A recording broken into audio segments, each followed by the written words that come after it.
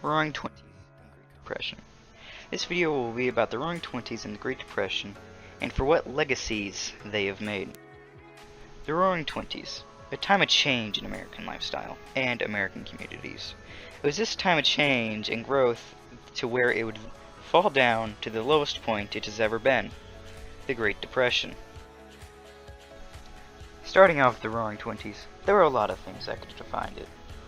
But possibly the biggest four are flappers, the new American lifestyle, the Jazz Age, and Prohibition.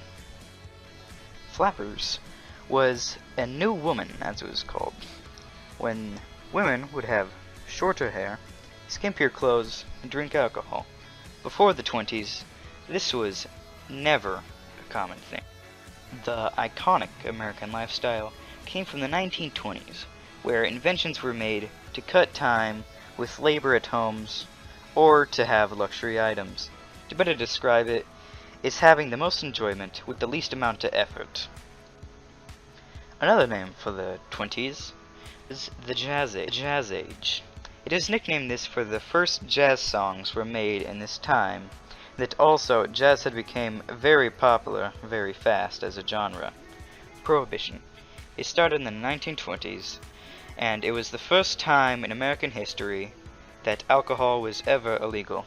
It only lasted 12 years before it ended, as soon as the Great Depression had started. As the 20s skipped along and led into the 30s, where America had fell into the Great Depression, 5 major things in between that time span had been the major cause of this. The first would be the stock market crash. Second would be bank failures. Third, economic drops. Fourth, economic views. And fifth, the Dust Bowl. The stock market crash of 1929, or Black Tuesday as it was called, was where $14 million of stocks were traded, and all the values were ruined. This was considered what started, possibly, the Great Depression. After Black Tuesday, most stocks have lost all their value. This caused people to lose money, then some banks to fail. As one failed, people got scared that their bank would fail, and they pulled out their money. As this happened, this set off a chain reaction so that more banks failed, more people withdrew their money, and it would keep on continuing. The economic drops were of the stocks crashing and that $1 million were lost and investments were gone. That led to investors going homeless, then unemployed. Economic views during the Depression made the government put high tariffs on American exports to try and protect American industries. Finally, the Dust Bowl is the drought that affected the whole Great Plains and the nearby states to it. What it was 4 droughts right next to each other in a 10-year time span. It destroyed all the American agricultural economy and making the Great Depression even worse. Effectively, there was 3 people who could really change the direction of the Great Depression: Calvin Coolidge, Herbert Hoover, and Franklin D. Roosevelt. Calvin Coolidge. He was the president before Herbert Hoover. He would say that he would help farmers in the Midwest, but given the opportunity, he didn't. And at meetings, he would stay completely quiet and not do anything and waiting for the conversation to end. This would make it very hard for farmers whenever the Dust Bowl started. Herbert Hoover. He said in his presidency that he would bring America out of poverty, but as soon as the stock market crash happened, what he said would not help. He also believed that help should be given in a local and voluntary way and not via the government. For this, he lost the next election against Roosevelt. Franklin Roosevelt. After he had beaten Hoover in the election, he had immediately got into action. The first 100 days he had activated a sweep program to bring recovery to business and farming.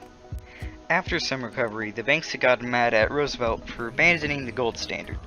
What he did in response was create the Social Security Act, heavier taxes on the wealthy, and new controls over banks and public utilities, and had enormous work relief programs for the unemployed. In the Depression, there are more than just marketing or political mistakes that caused the Great Depression. There were large disasters that caused problems and that made the Great Depression even worse. The most obvious is the Dust Bowl. Due to changing the jet streams that carried water to the Great Plains moving south, they did not give any water to the whole Great Plains. Due to this, crops died, but these crops held the ground in place, and when dead, huge dust storms would be made. Very quickly, dust storms were everywhere, and would go all the way up to New York. This gave it its name. What it also did was kill most crops and ruin all food production for the US. As Herbert Hoover did nothing to help the farmers, by the time help was given, the agricultural production was completely destroyed. The next one is the collapsing of the St. Francis Dam. The St. Francis Dam was a dam holding a reservoir as a lake. This reservoir was a huge 80,000 cubic yards of water. Nearing 2 years of age, it started to leak in the morning. Officials said that it was fine, not knowing that it actually wasn't. Because of that, there was no warnings to evacuate the area, so at midnight the dam had broken and sent 20-foot waves into the homes of sleeping people. The waves traveled 53 miles to the ocean, leaving 600 people dead. Another thing that was left behind was the dam, as concrete blocks the size of homes.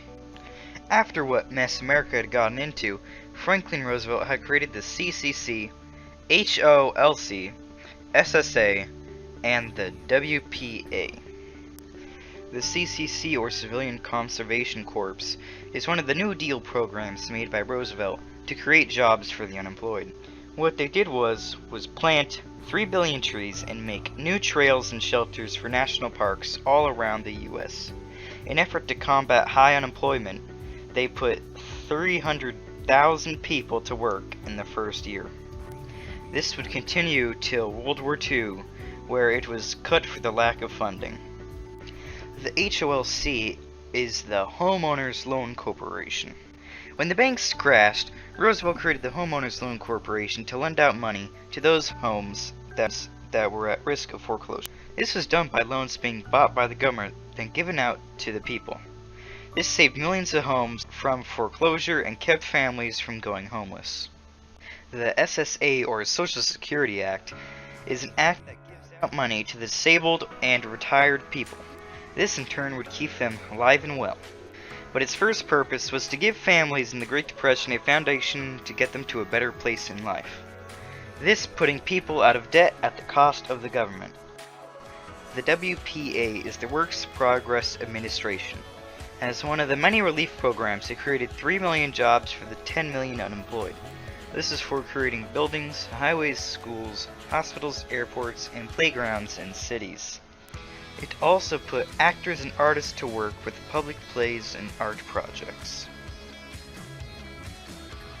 I am not going to read the timeline, for I have already said a lot, and also that you can pause the video and read the timeline yourself. Thank you all for watching.